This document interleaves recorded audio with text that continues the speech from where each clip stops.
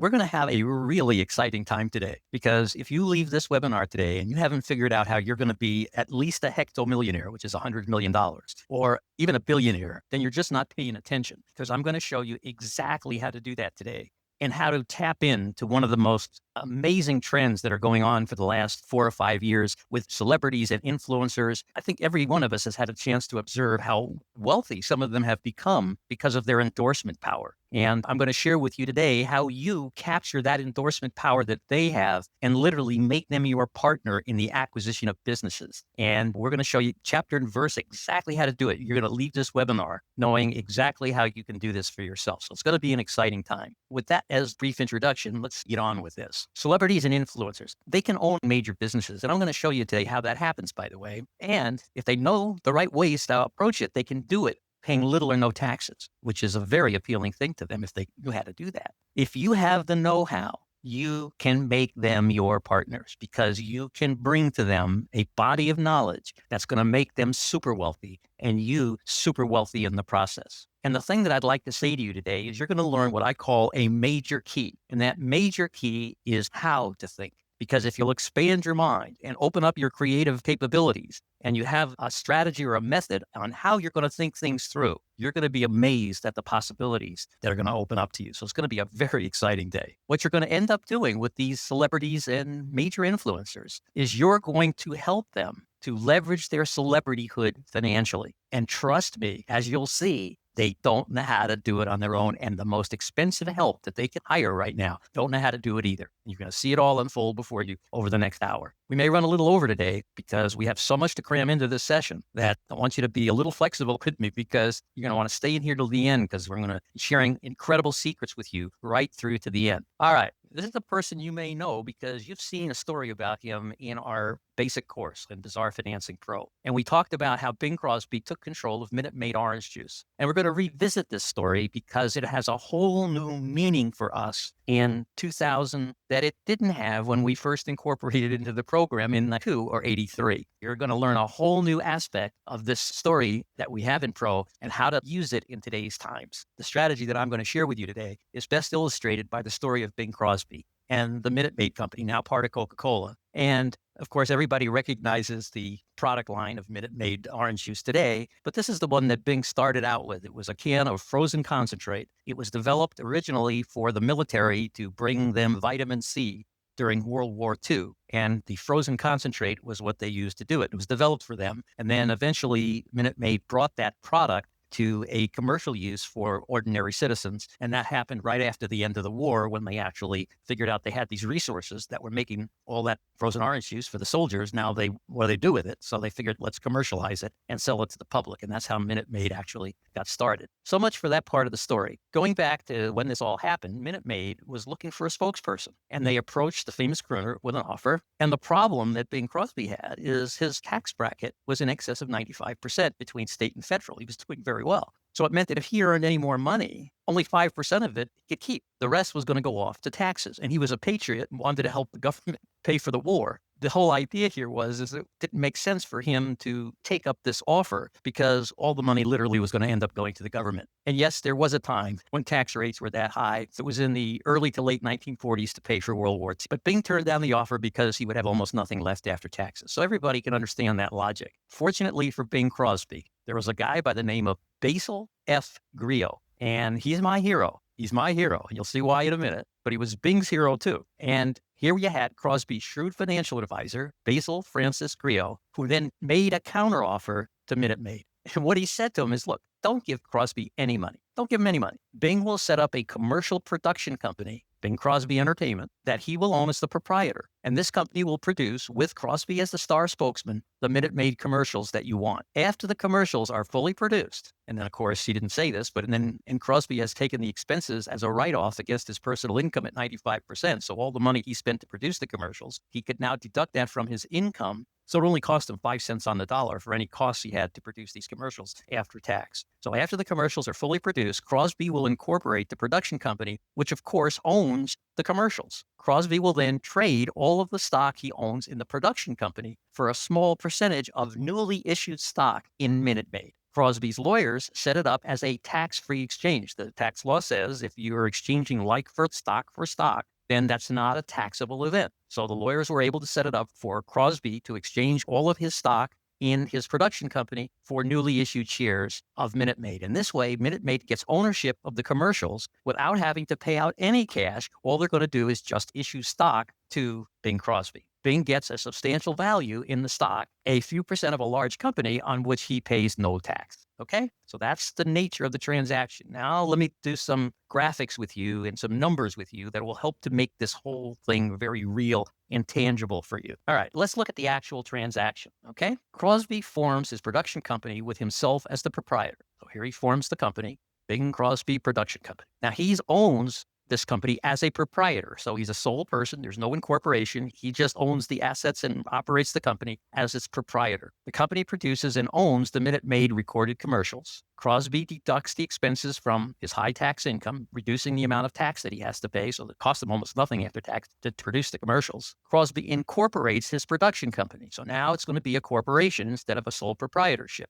But the production company still owns all of the commercials. And now Bing Crosby, instead of being the proprietor, he owns shares of stock in the Bing Crosby Production Company. Crosby exchanges all of the shares of the production corporation for newly issued shares of Minute Maid, and he does it on a tax-free exchange. So when the dust settles, Crosby owns shares of stock in Minute Maid, and Minute Maid owns Bing Crosby Productions with the commercials inside of it. Okay? So that should be hopefully very clear to everybody exactly what happened with this particular transaction. And Crosby owns his shares, remember now, tax-free. No tax. He's an owner of Minute Maid Company, doesn't pay any tax on any part of this transaction. To further illustrate this, let's look at some numbers. Let's put some numbers behind this. Let's start with before the transaction. And now these are made up numbers. They're designed to give you the concept of what happens, but by putting it in specific numbers, it should hopefully make the concept more clear. So before the transaction, meaning where Crosby exchanges his stock with Minute Maid, here's what's true.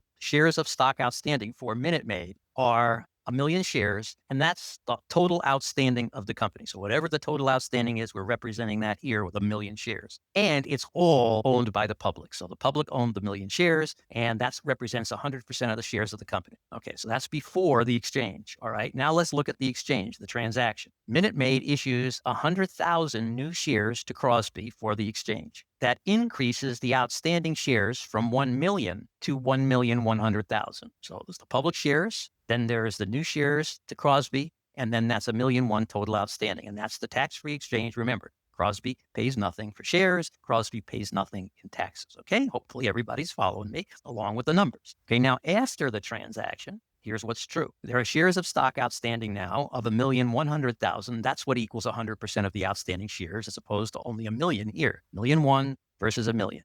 The public owns 1 million of the shares, so they own now 90.9% of the total is owned by the public. And Crosby owns 100,000 shares, which is 9.1% of the company. So after the exchange is done, the public has been diluted down in percentage, not value, but in percentage, a little over 9%. And Crosby now owns that other 9%. And it happened through this process here. So there's 1,000,001 shares outstanding. 1 million are still owned by the public, but now Crosby owns 100,000 shares. And this is the percentage of that capitalization of the company. So hopefully everybody's got those numbers. All right. Now the commercials that he produced, remember now they're owned by Minute Maid. So the commercials ran and they were phenomenally successful, but eventually they become dated. You can't run the same commercials with no change forever. So a new arrangement was made identical to the prior arrangement to produce a new set of commercials. So he forms a new production company, the same whole routine, and then he does a tax-free exchange of stock. All the same things happen all over again. Same thing. So this results in more tax-free stock for Crosby. And after a number of these transactions, Crosby became the largest single shareholder in Maid. All right. Now, again, we're going to go through some numbers here and share with you how this all happened. Now, I just went back to the numbers that we just covered because I didn't want you to forget what we just covered. So here's what we just covered.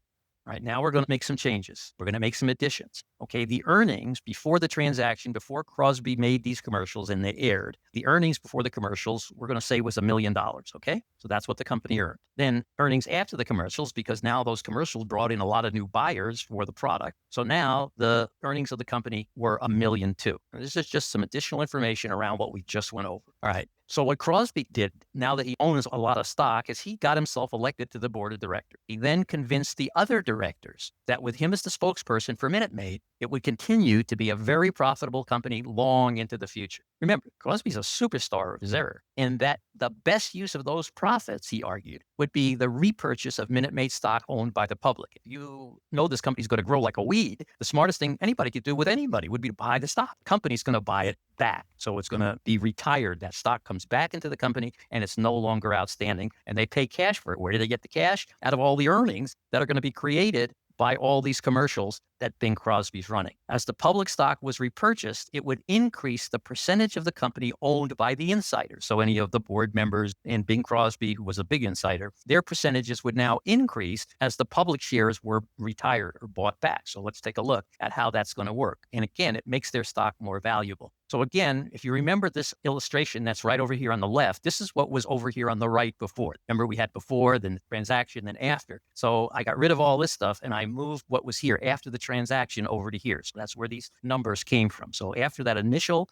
issuance of stock, this is what would have been true for the company. Okay. In this case, we're now going to look at the REIT and see what happens here. So 100,000 shares of public shares are repurchased by Minute Maid. That reduces the number of outstanding shares of stock back to 1 million. Because remember, it was up to 1,000,001, okay, when we issued Bing Crosby stock. But now Minute Maid is buying back 100,000 shares from the public. So it reduces the outstanding shares back to 1,000,000 shares again. Money for the repurchase comes from Minute Maid. Crosby pays nothing. So Crosby doesn't have to pay anything for the stock coming back, right? The company's buying it back. It's not coming out of his pocket. It's coming out of the company, all right? But watch what happens.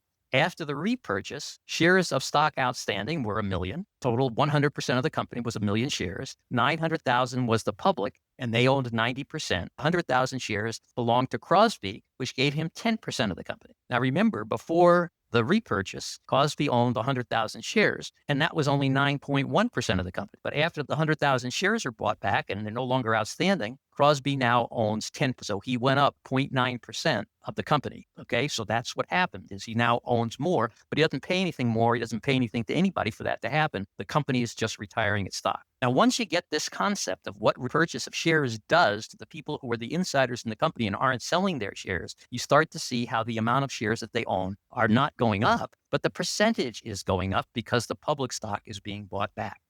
Method to my madness here, because when I start to share all the pieces with you, you're going to see what a phenomenal strategy unfolds here. With every repurchase of public stock, the price of each remaining share increases. Okay, why is that? I'll show you in a minute. Crosby's share value increases with each repurchase. All right, let me take what was on the screen before. I just took it and shifted it up. Same information, but I need to put some information underneath it. So we just shifted all that information up. Same information. All right. Now we're going to say that the company earns 1,100,000 for the year. And we're going to say the company earns $1 a share. Why? Because there's 1,100,000 shares outstanding. So if it earns $1,100,000, that means it's earning $1. The market price, what's called the PE ratio, stocks in the public marketplace are based on a multiple of earnings. So we're going to assume a very modest PE ratio here of just 10 times earnings. In today's world, this would be an 18, 20 times earnings company, but we got to keep it simple. So market price is 10 times earnings. So that means that the price per share is $10. Okay, everybody got that? $1 a share earnings, 10 times multiple. So the price in the marketplace is $10 a share. Okay, and that's over here before the repurchase is done. All right, now after the repurchase is done, here's what happens. Okay, the company's earning $1.10 a share instead of $1 a share. Why? Because there's only 1,000,000 shares outstanding, not 1,100,000. So now the PE times 10 is going to stay the same 10 times. The earnings per share is going to go up. The market price per share is going to go to $11 instead of $10 because the PE times 10 of $1.10 a share would be $11. So again, Bing Crosby hasn't laid out any money. This stuff is just happening because of the strategy that we're employing. The money's coming out of the company. But now the shares that he owns, the 100,000 shares, are each worth $11 a share, okay, or $1,100,000. Whereas before the REIT happened, he owned 100,000 shares that were worth $10 a share. So he still owns the same 100,000 shares, but the value of those shares because of the REIT went from $10 per share to $1 per share. So hopefully everybody's clear on what happens. This is the nature of the public marketplace, and this is one of many reasons why companies go public. So again, if you look at the market cap of the company, it's $10 million before the repurchase. Crosby's shares worth $1 million. And after the repurchase, the market cap of the company is still $10 million, but Crosby's share is $1,100,000. Now, once you got the technical realities of these two things, Crosby is going to do new transactions because he's going to continue making new commercials for the company, getting more shares. Then the company's going to use the profits that they generated from the commercials, and they're going to use it to buy back the public shares, making the shares of those insiders worth more money, of which Bing Crosby is one. So those are the two functions that are going to be happening. And now let's look at it when we take them together, and we'll see how Bing Crosby took control of Minute Maid. All right. To restate, Crosby kept producing commercials and trading them for more stock tax-free. The number of shares he owned went up as the profits were used to reduce the total shares outstanding, buying them back from the public. Each year, Crosby owned a bigger and bigger percentage of Minute Maid until by the time he died, he and his family owned over 60% of the company and exercise complete control. Now, this is just one example of how an entertainer, sports celebrity, or social media influencer can use their talent to take control of a majority ownership of all size companies. Doesn't have to be public. The concept works no matter who the owners are. You can still use this strategy to accomplish exactly what you saw here. More efficient with a public company, but it can even be done with a private company as well. Now, celebrities and others with substantial followings on social media can own a business or a substantial interest in a public company and do it without paying big taxes. And you can make it work for them with you as their partner. I will guarantee you there isn't an influencer, there isn't a celebrity, there isn't anybody who has these big followings that has a clue about what I just shared with you. And you are right now in a position to bring knowledge to them that can make them extraordinarily powerful and extraordinarily wealthy. And without you bringing it to them, they will not know it and they won't be able to do it. That being said, knowledge is power. And right now, it's knowledge that you have and Bizar financing knowledge is power. And you have the advantage. They only have their following. That's all they got. That's a lot. It's worth a lot. That's all they got. On the other hand, you can have dozens of partners. You don't have to just do this with one celebrity or one influencer. You can aggregate them. You can bring groups of them together. You can do one and another one. For you, the world is endless with this. And you can make it work for them with you as their partner. So whatever they're going to build, you're going to do what Basil did, which is to be biggest partner and make a fortune along with your influencers and your endorsers. Knowledge is power. Now, think about this. If anyone around Jordan knew what you now know, Jordan would own control of Nike. What companies could LeBron James own and control if he knew what you now know? All right? Knowledge is power. I have to keep on saying it. Now, I'm going to get into this in more detail in a moment. But before I go into it in even more detail, I want to make sure that everybody's clear on what this is all about and that any questions of what we've covered so far can be answered. Again, the proverbial question. Do you have any questions? Any question? I'm hoping I just did such a great job of explaining that you don't have any questions because you don't. I'm going to have another question opportunity for you in a few more minutes. The fact that there isn't any questions right now, no problem, because you'll get a second shot at this. All right, so let's move on. I want to tell you something from my heart. We've been here now for 29 minutes. If this isn't the most valuable 29 minutes in your life, I don't know what to tell you, because this strategy in today's world where endorsers and influencers are so powerful and they have no clue how to fully execute that power in ways that will create real wealth for themselves, you are in a position to make money like crazy. Okay. And I need you to see that. And I know what you're saying to yourself. I don't know any of these guys. That's why we're moving on here. I know this looks like a lot to observe. Okay. But we've already seen this. Okay. We've already seen it. The only difference is we've expanded the numbers. We had $1 million here. We had $1 a share here. For some reason, when these charts were made up, one chart was made up at 10 times the size of the other. Everything's the same. It's just these numbers here are 10 times bigger. But remember, we're talking concept here. So just roll with the concept. Now we're talking about a $10 million company at $10 a share, still 10 times earnings. The shares are now worth $100 instead of $10. So all these numbers are just the same as we've already seen. They're just rolled out for a slightly bigger company. So the charts were produced at different times with the help of different folks. So bear with me. We just made the numbers bigger, but they're still the same concept. All right, we're going to get rid of all that stuff that was over here. And now we're going to look at just what happened at the end of that last transaction, where we are now going to do another one of these transactions. So in effect, we're going from here to where there's 1 million shares outstanding to now we're going to do a second round where we're going to be buying back shares from the public again. Okay, so you can see what happens. Shares of stock, 900,000 total, 100% company, 800,000 public, 100,000 Crosby. What we're trying to show here is even if he never did this again with a new production company, new exchange of stock for commercials, that what would happen is if he just kept buying back the stock and only did that original transaction, what would happen? So I want you to see him in isolation. One was we showed what happened if he does several of these. And now we're showing what happens if he just does several repurchases without getting more stock.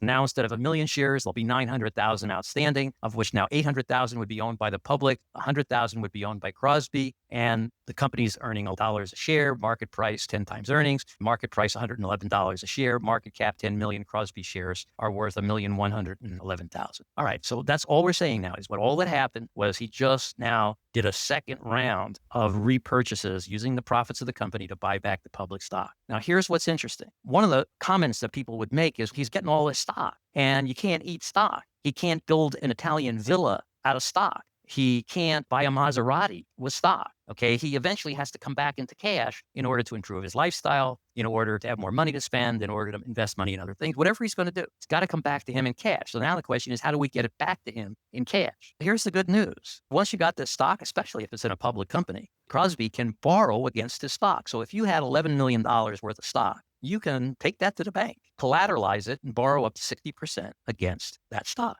So that's $6,666,600 that theoretically he could borrow against the stock that he owns. And when he gets a loan, this is not income to him, right? He can get the cash, but it's a loan. That means he doesn't pay tax on this. If you then take 2.5% interest, which is what it was back in his day, it's a little more maybe now for a loan like this, it might be 3% or 3.5%. Remember, interest rates are still low right now, all right? So it would have cost him to borrow against this 2.5%, or in this case, to borrow $6.6 million would have cost him $166,000 in interest. But remember, the interest is tax deductible, okay? So he can deduct this interest. So if you then apply his 95% tax bracket, in after-tax cost to borrow this $6 million only cost him $8,333 in after-tax cost, all right? Now, if you look at it this way, the money that he pulls out by borrowing it is several times what Minute Maid would have paid Crosby to do the commercial. So he's got now more money in his pocket than if Minute Maid gave him the cash for producing the commercials. In addition, he has over 100 times what Crosby would have had left after taxes if they paid him the money, because the government would have taken 95. This is astounding that this could be accomplished. All right. Now, $1 million cash to Crosby, this concept, $1 million cash to Crosby only yields him 5% after tax. So if you pay the man $1 million, he was only going to have 50,000 left. And he ends up with 133 times more, i.e. this, than if he got paid $1 million upfront in cash. Okay. So the ability of these financial structures is awesome. And nobody knows about these things. And if they do, they're clueless of how to execute them. And there's all these people making all this money out there, paying loads of money in taxes. And guess what's happening to taxes in the next year or two, folks? I mean, you're talking major tax increases. Everybody out there is going to be wanting to know, how do I cut my tax bill? I mean, if you're an influencer or a superstar or a celebrity, you got major challenges keeping your money right now. And it will be more so every year that goes on for the next 2 years, maybe even 3 years, until somebody hopefully turns this whole tax nonsense around. But that's what's coming. Crosby invested the loan proceeds in growth investments with no tax until he sold. What did he do? He put the money into real estate. So he took all this money that he borrowed here and he put it into real estate, which now grows tax-free. And then the depreciation on the buildings gives him more write-offs. Do you think he had good tax advice? You think Basil was a genius in how he structured all of this to give this kind of a return on his talent to Bing Crosby? This is awesome. By then, the tax rates had come down and he paid even lower capital gains tax. So now, during this years of the government with all that 95% tax to repay for World War II, eventually those tax rates came down. So when he came out of these properties, yes, he had to pay capital gains tax on all the value of what he sold off at that time. But guess what? Basil had them doing exchanges. They exchanged this property for that property, no tax, okay? So anytime he did convert it into a sale, yes, there was capital gains tax, but now that capital gains tax was way lower than income tax, and both capital gains and ordinary income tax were much lower. That 5, 7, 10 years later, when he started coming out of those real estate properties that he had bought with these transactions. Knowledge is power. It's also wealth creation. Now, I know what you're saying to me, at least you're saying it in your head, is, well, you don't know any superstars. You don't know any super influencers, and you don't know any way to get to them or their business managers. So here you now have all this wealth creating knowledge and you don't have anybody to do it with. We got to fix that, right? Be creative. Okay? It's always the answer. Be creative. There is a plethora of lesser knowns who would love to own their own small or mid-sized business. help them, aggregate them. And the lesser knowns are not that hard to get to. And you start working with a couple of not so successful people, but who are successful enough that either one, two, or three of them can work this with you. And you'll meet their business managers. The business managers who have high income people also have some up and comers who aren't that level yet. So if you dip your toe into the water, if you get started with the folks who are accessible or who you can reach out to or you can network to, that will lead you to the bigger fish. And every time you introduce this to a business manager or his little guy, the first thing they're going to say is, can we do this for so-and-so too? Because I manage him as well. And the next thing you know, you're doing it for really big folks. And it doesn't matter that you start a little small with this, get your teeth wet with it, your toe wet or whatever you get wet. And next thing, you're making it happen. All right, another shot at questions. And then I got another bonus thing to share with you. Going to knock your socks off. All right, but let's get the questions. Oh, I got a question. Let's see what you got, Shawnee. All right. And then I got one from Jay as well. So let's take Shawnee. How would Maid pay for the commercials using stock? What about today? How common is it for companies to pay for something using their stock? Companies pay for stuff using their stock all the time. It's just that normally nobody wants to take their stock because everybody in the world we live in would rather have cash because they don't understand the nature of public stock. So they're happy to just get cash. And unless somebody had this kind of grand design to follow, think about it, they're better off with cash. And especially at today's tax rates. Today's tax rates aren't so imposing as they were back then. So given that the investment community and the CPA community aren't very aggressive, they all want to do the stuff that everybody else does, people just want to use cash. It's simpler. I don't opt for simple. I opt for what pays everybody big time. And if you're a company and you want a Michael Jordan or a LeBron James or some big, really great celebrity to give you an endorsement, if they say, no, don't pay me in cash, pay me in stock, believe me, the company's going to pay you in stock. Because I guarantee you that these folks, when they do endorsements, they get mostly cash, but I'll guarantee you that the company throws in some stock too. But there, it's a kicker, a benefit. It's not built into the core of how to create some serious wealth. And remember, the big corporation, they're not thinking of their endorser taking control and end up owning the company. So they're completely blindsided to this. There's nobody around who understands this anymore. It's just not out there. It's not used, but it's there. And its potential is awesome. In any event, why would Minute Maid pay for commercials using stock? They would pay for the commercials using stock because it's an efficient way for them to get them. Companies deal in their own stock all the time. They buy shares and retire them. They sell more shares into the marketplace with secondary offerings. There are many companies that right now are wanting to conserve cash because there's a lot of unknown roadblocks ahead, and they would just as soon use stock to solve a challenge or a problem. And the way you find out is you're going to be talking to CFOs of these companies, and you're going to be discussing with them the idea of doing a stock-free exchange as a best way to get a endorser who can do major income generation for their company. All right, next question was by Jay. It says, I understand celebrities did use that technique. How can we use that technique? You can. Okay, you can, because what you're going to do is you're going to take a company that you're building and eventually you're going to take it public. You're going to IPO the thing. And when you do that, you're going to want to acquire things for stock. And you're going to be able to show people how you're going to create a fortune for them when you buy things for stock from them instead of paying them with cash. You're going to be able to show them by a similar illustration. I can't go that now, but I'll maybe make that the topic of another one, which is what if you don't have a big endorser, but you're a growing company and you want to buy other companies, or you want to buy other product lines, or you want to buy endorsers, or you want to buy anything and you want to use stock to do it. What argument do you have to get them to use your stock instead of cash for the transaction? They're every bit as strong as everything you've seen here so far. And we'd be happy to get into that. But if you've got a public corporation, you have a printing press for money, because you just go down into the basement, you print up more shares, and based on the selling price of your stock, you're going to have buying power with those shares. And then the only thing you have to be careful of as the company is that every time you issue shares, you buy enough earnings per share that you give out that your earnings per share keep going up because the number of shares you issue are less than the amount of earnings that they bring in, meaning you got a 10 times earnings multiple on your stock and you're buying something that produces $1 million worth of earnings. So that's going to increase your cap value or your company's value by $1 million times 10 or $10 million. You bought $1 million worth of earnings. So you've got to be careful that you don't give out more than the number of shares at $10 that equal the amount of added capital to your company. So you're always buying stuff at a less of a PE ratio than the PE ratio of your public company. And as long as you're doing that, and especially if you have enough margin between those two, you're always increasing the price of your stock every time you make an acquisition with stock. That's the key. You got to buy enough earnings with the shares you're issuing, that at your PE ratio, you're coming out with a higher earnings per share than you would have had you not made that purchase. All right. So again, I'm oversimplifying it to some extent, because if I don't, then you don't get the basics.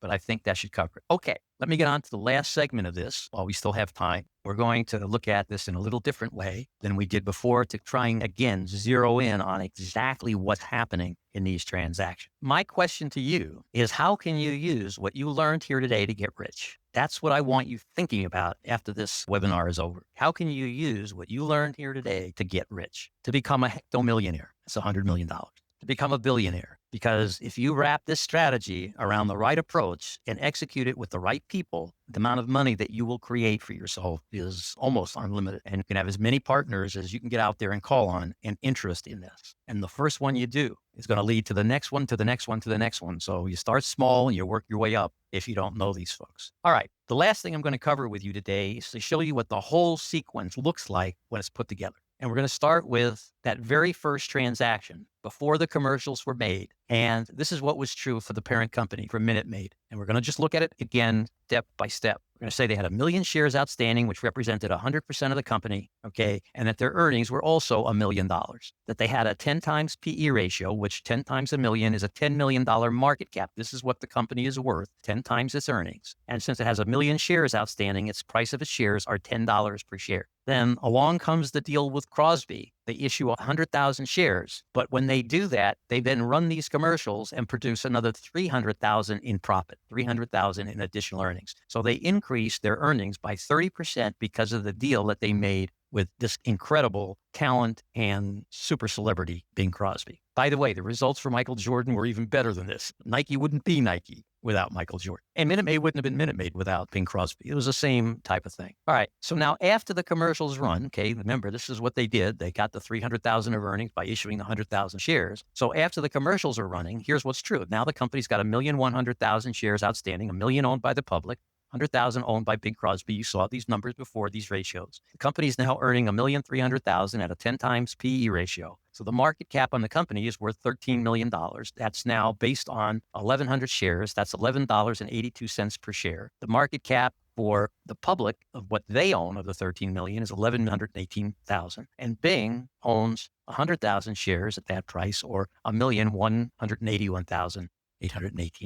Okay, so that's where that got to. But now they're going to do this kind of thing again, but the public shares that they redeem, because that's the next step, right? They're going to redeem public shares now, where they're going to take this 1,300,000 of earnings that they got. They're going to take and use it to retire 100,000 shares of the stock. So they pay cash for the stock. They buy back 100,000 shares, and then here's what's true. The company's back to 1 million shares total outstanding because they bought back 100,000 shares. The public only owns 900,000. Crosby owns 100,000. So now instead of these percentages, it's now here. And so 90% owned by the public, 10% owned by Crosby. The market cap is 13 million because the company's making $1,300,000. That's $13 a share. And so the part owned by the public is 11,700,000 of the market cap, and Crosby's share is 1,300,000. So you can see what happened here is Crosby's share just from the repurchase went from $1,181,000 in value to $1,300,000 in value, but he still owns the same number of shares. All right. Hopefully everybody could see that. Okay. Now we're going to do a second round of all of this. And in case you had any problems seeing that, I'm going to do a little trick here, which is to take and zoom in on this so that you can see it maybe a little bit easier. All right. So now we start out in the same place we ended up before. Okay. This is what the last column, the last leg of that other journey looked like.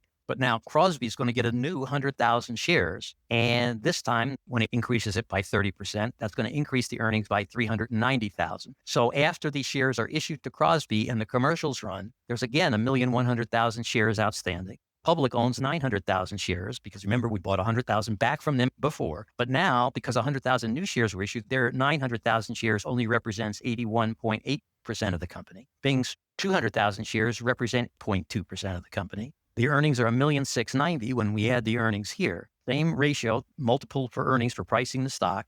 Now the market cap of the company is 16,900,000. That's $15.36 a share, of which the public's value went up to $13,087,000, but Crosby's shares went up to $3,072,000 because he now owns 200,000 shares. So now we're going to do a redemption again because we're going to take his $1.6 million of earnings here that we had in the company, and the company is making more money than it needs. So we don't need to keep the cash in the company, so we use it to buy back more stock. Okay, so $1.5 million is used to buy back the 100,000 shares, and after that, it looks like this: 1 million shares outstanding, 800,000 public, 200,000 Crosby. Crosby now owns 20% of the company. The earnings are the $1,690,000, 10 times earnings, market cap of the company, $16,900,000. But now the price is $16.90 a share. Public's value went down, but that's because they went down 100,000 shares. But per share, it went up. Everybody's making more money with this transaction. Everybody. There's $13,520,000 value in the public for their 800,000 shares.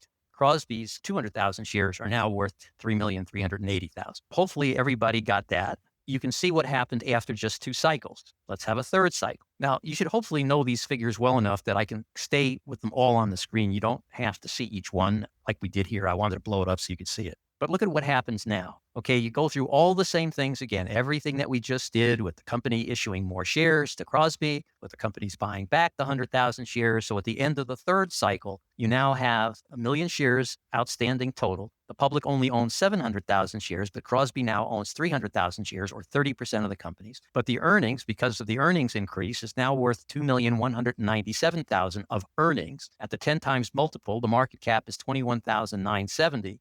$21.97 a share. Public owns $15,379,000 worth of the stock, and Bing Crosby now owns $6,591,000 worth of the stock. But what I want you to see is, in this scenario, everybody's winning. Everybody. Okay, the public's winning. Why? Because their shares went from 1182 to 13 to 1536 to 1690 to 1997 to 2197.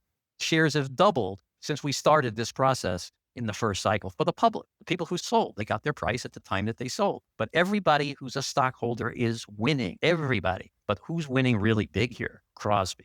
Okay, now let's take the fourth cycle. Okay, go right to the bottom line here. You already know the process. So you got 1 million shares outstanding. The earnings are $2,856,000. 10 times earnings, it's $28.5 million company. And so you have 17 million of cap value owned by the public and 11 million of cap value owned by Crosby at $28.56 a share. All right. So now we took what was over here and we moved it over to the left. So this was what was over here. This was the third and fourth cycle. So now we're going to go to the fifth cycle, and then we're going to end with the sixth cycle. So in case you're wondering, where does this end? That's where it ends. All right. And again, you look at it, the company's now got $3,712,000 in earnings. It's a $37 million cap company. It's got $37.30 a share. So everybody's winning. The public still owns 500,000 shares. That's worth 18 million. Crosby's 500,000 shares are now worth 18.5 million. And then finally, the last leg of the journey here was in the sixth cycle, where what's happened here is, and maybe here I'll do the blow up so you can maybe see it while I'm giving it to you. All right. But what happens here is the earnings are $4,826,000. That's a $48 million market cap. Shares are $48.27 at the public price. The public only owns 400,000 shares now, and that's worth $19 million. And Bing owns 600,000 shares, which is 60% of the company. So he has absolute control now, but his shares are worth $28,960,000. So that's the scenario, folks. That's how it all plays out.